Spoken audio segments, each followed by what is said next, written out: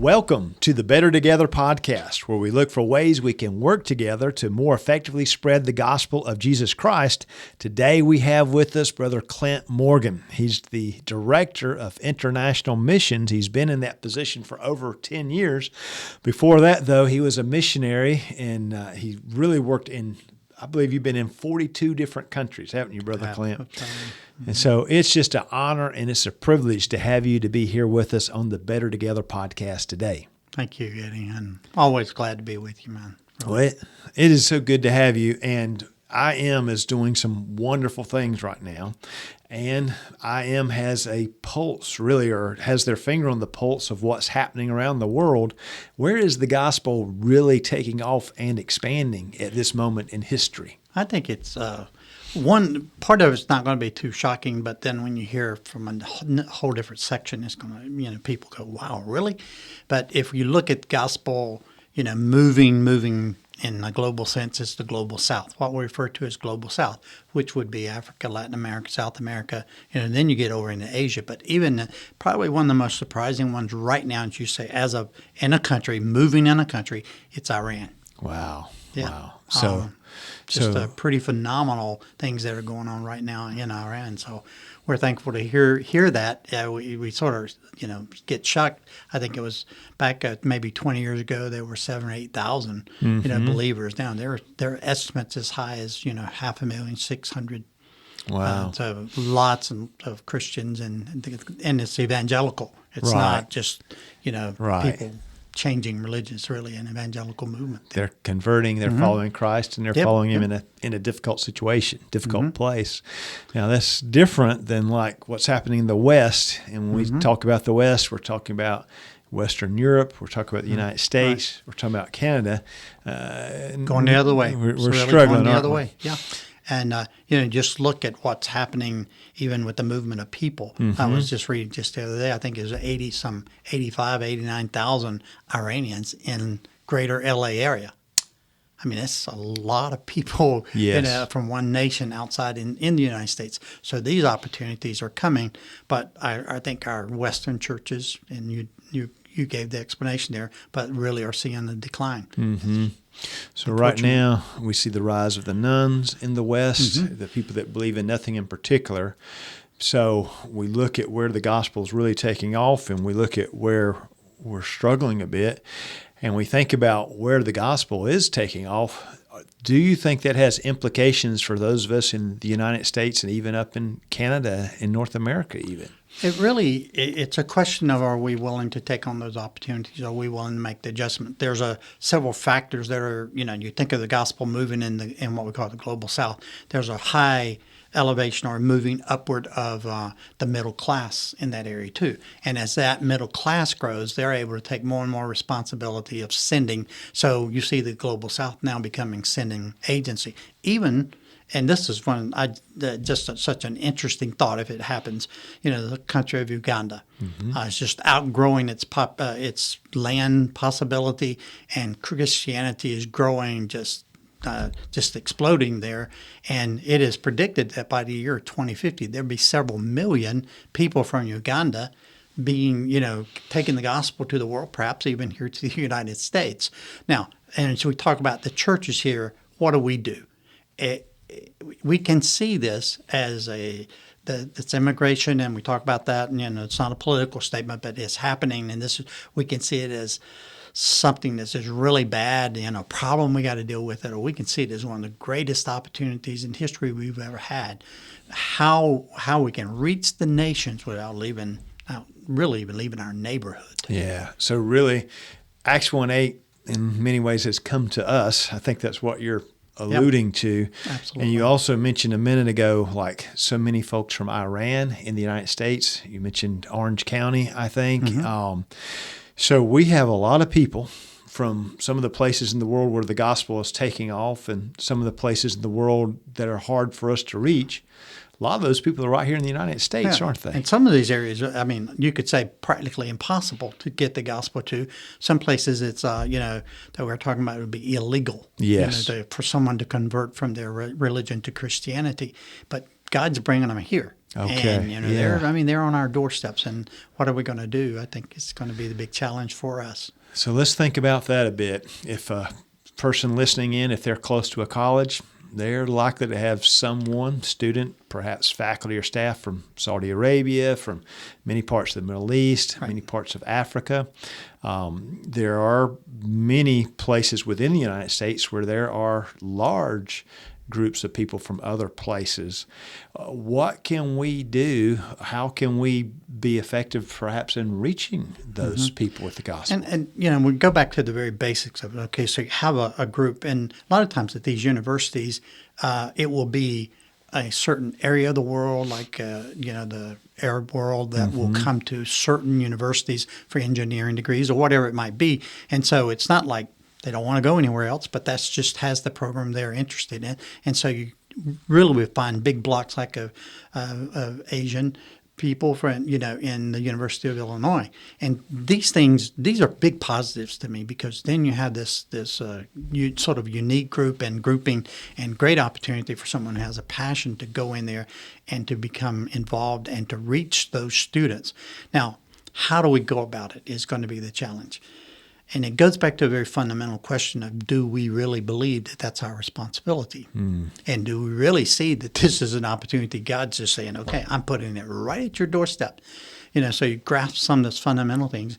And it takes time. It takes energy. It takes, this word is greatly overused in our world today, but it takes intentionality. You have to say, I believe in this, and I am going to be committed to this, and therefore I'm going to go do it.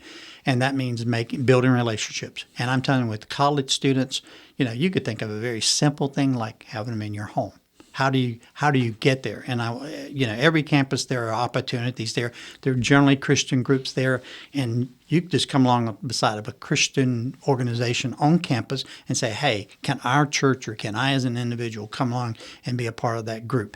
Then you build a relationship. You get in there. It's generally going to be teaching English or conversational English, or, sometimes just having them in your home, introducing them to American culture. And when you think about, our greater holidays, for example, Thanksgiving, Christmas, even New Year's. You can think about in Easter, those holidays are great opportunities to introduce the gospel to someone. You have them in your home. You talk about this is what our celebration is all about, and then you can definitely weave Christianity in your story right into those stories. But it takes time to build relationships, and you're not going to be able to just go up there.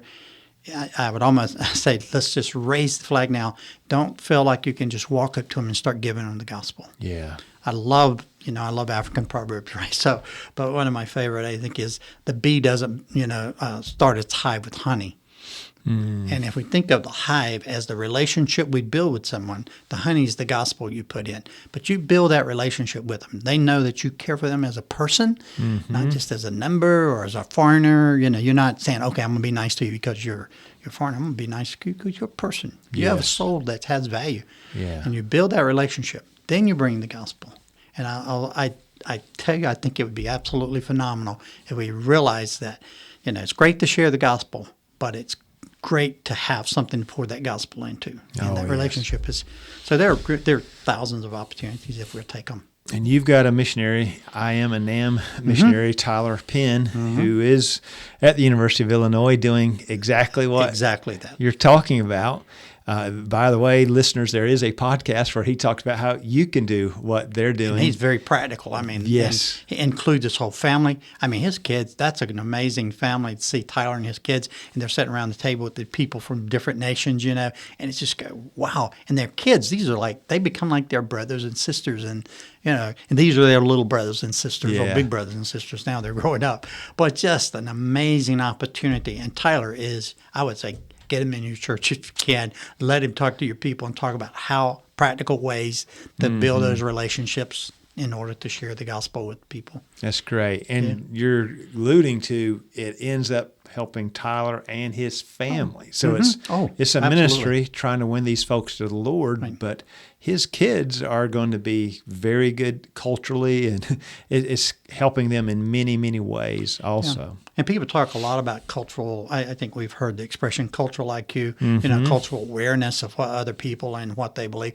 And to me, kids quite often have that adventuresome Yes. spirit, and they want to know. And then, just bringing people in from other nations and letting your kids talk and learn about other people, it broadens their worldview. And it really makes a difference even how your kids grow up and how they treat others as they grow up. A lot of this relationship building it has to start with the parents. Now, not always, because sometimes there are kids that get there in college or something, and they'll start meeting people from other nations, and they bring them home to their parents, and all of a sudden their parents were, whoa, where did this come from, Yeah. and especially if they're unbelievers and they get uncomfortable, and that's sad, because when you think of, I forgot the number, it's a crazy number, like 85, 87% of foreigners who come here will never put their foot inside of a home. And that's terrible. And so mean, we're great trying opportunity. we need to change that. Yeah. So you did with Casey, you guys did a little workshop on strangers in our land that people can listen to online. But in that, you talked about how there's 125,000 immigrants per year in the U.S., 29.5 million refugees in the world going somewhere. And then you also mentioned 339,800 asylum seekers in the U.S. So sometimes, we hear a lot in the media about people coming across the southern border and all that. But this is people, we first talked about people that are coming to college or even coming to work here legally. But there's also people that come, asylum seekers, people that are refugees. And we just saw that a bit with what happened in Afghanistan, people being evacuated from there. So let's talk about that a little bit, about the opportunities we have for people who are coming as refugees or coming in different ways from like students and workers to the United States. And it's interesting because we talk about immigrants, we talk asylum seekers, refugees. You and I think I'm pretty safe in saying this, you and I, and perhaps many people, if you see someone from another country, you may recognize the fact that they're not, Western, okay? But you don't know, and you cannot tell generally by looking at them if they're immigrant, refugee, or asylum seeker. Yes. You see. And again, I don't want to say that's not our problem, but it's really not our problem. And because we're not talking about a problem here, we're talking about an opportunity to minister to someone. So everyone we see, and it's not about numbers. It's not about chalking up, okay, I talked to those people, It is really about caring about people and their soul and the value and I've been a stranger in another land. I'm telling you, and, you love it when someone reaches out to you and just shows you a little interest and a little care and says, hey, what can I do for you? How can I help you? I remember standing in line one time at the license plate, the DMV, and there was a lady there, and she was from another country, and she was really trying but really struggling understanding, the conversation. And the person waiting on was very rude, very disrespectful. And, I usually don't try to get involved in these things, but I just stopped up and I said, excuse me, can I help you?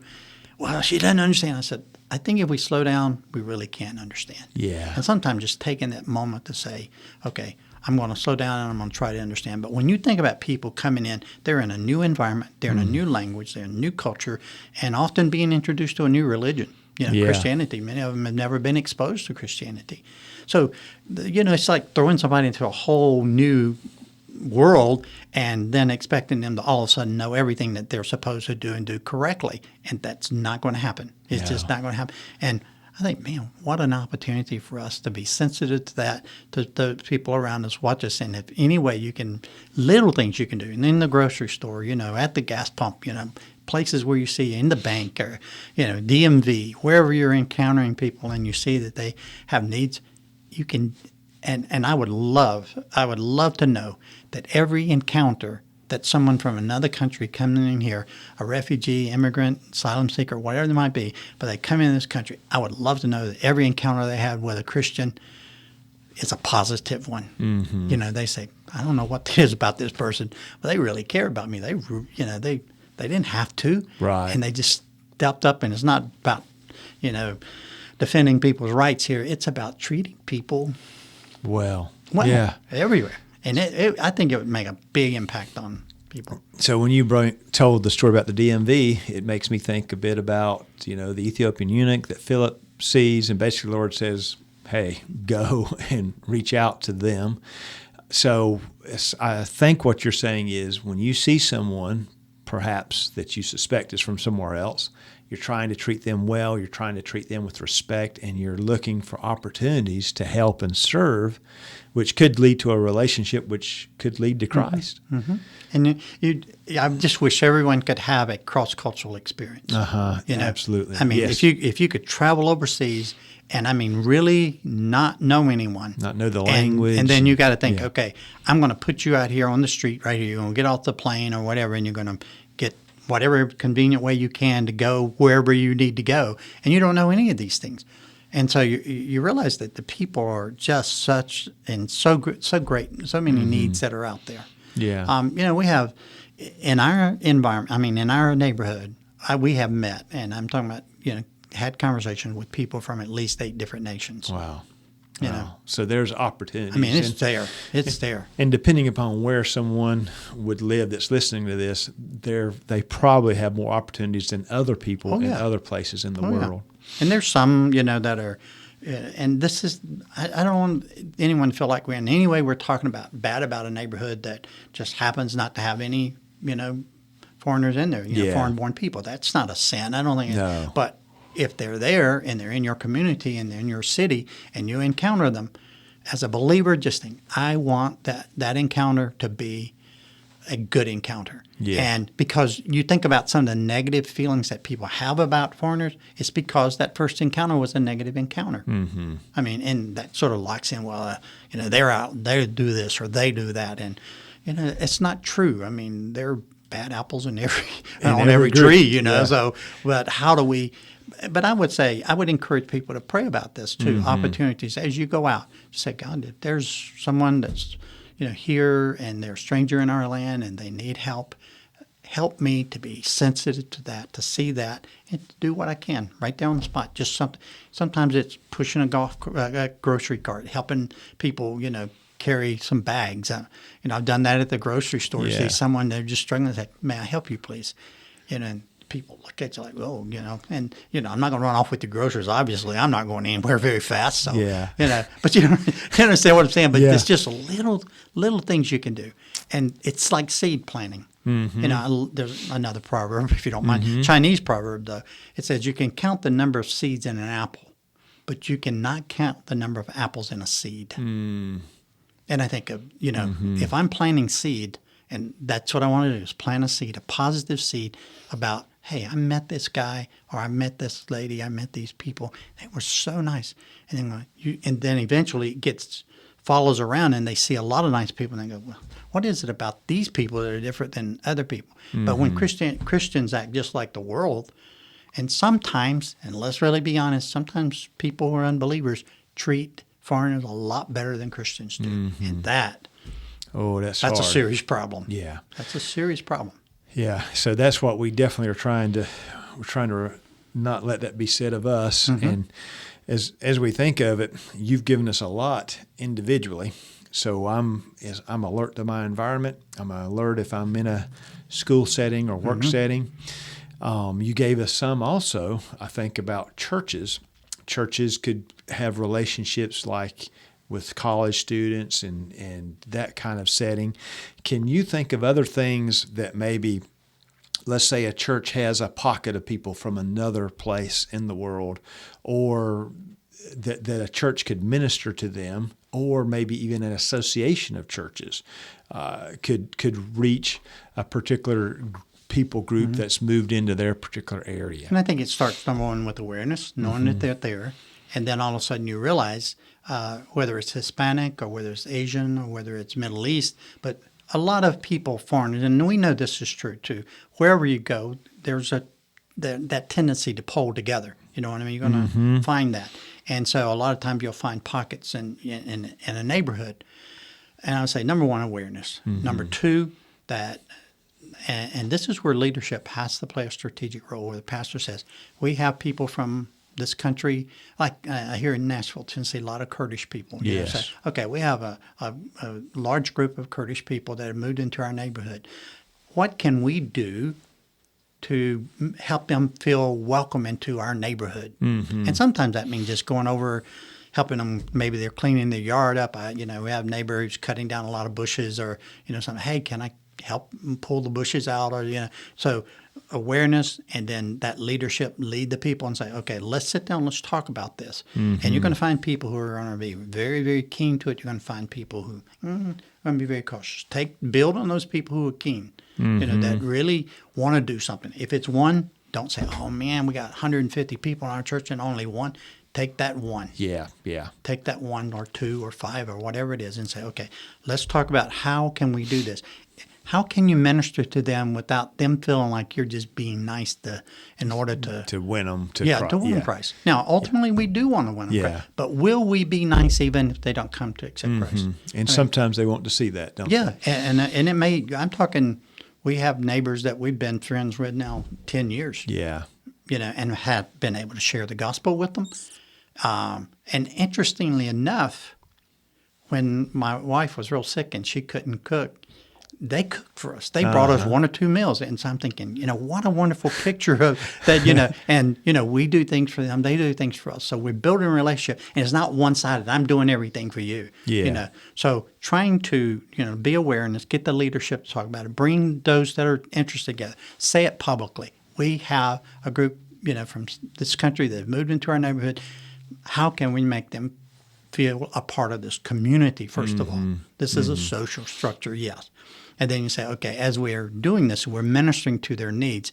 I love the passage in Acts chapter 26, verses 18. And when Paul says, God called him, Jesus speaking to him through the light, says, I've called you to be a minister and a witness. I love those 2 words.